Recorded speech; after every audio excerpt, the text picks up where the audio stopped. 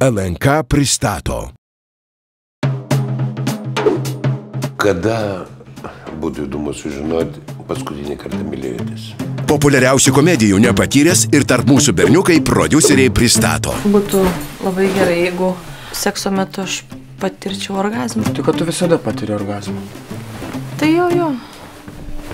Bandėt kada žaidimus vaidmenimis?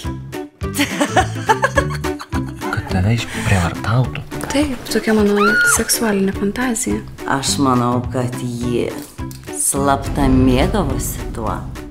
Tu man neištikimas. Sakei ką? Lietuvoje yra milijonas porų. Aš tave myliu. Ir aš. Ir visos myli skirtingai. Preliudas, kaip simboliška. Labai seksualiai atrodote su šituo baltu chalatu, daktare. Jūs galite su manim dabar daryti viską, kas tik jums patinka. Jums hepatitas. Čia nėra labai seksualu, ar ne? Ypač, kai jūs surinkot visą abėcėlę. Jums hepatitai A, B, C. Ką darai?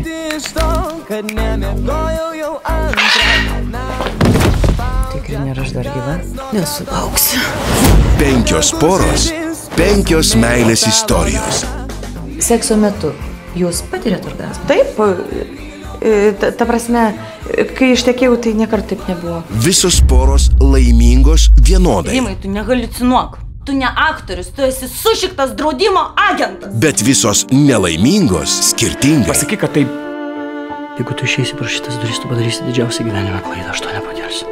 Pasakyk, kad tai nevėžys. Man dabar Stasy gyvenime toks etapas, ištisas kognityvinis disonansas. Reiktų kažkaip padaryti, kad būtų tik kognityvinis, be jokio disonanso. Šią vasarą Jis norėtų įkišti savo. Baigiam jau. Čia, žinok, palyginus dar softcore'as būna ir blogiau. nauja komedija apie meilę. Aš irgi žinau porą žodžių gestų kalbą. Veidas kaip šikna ir saulėlydis. O ne, o taip. Paanalizuokim moralinį seksą. Kai jį ima, ten viskas gerai, bet nėra gerai. Kinuose nuo birželio 17.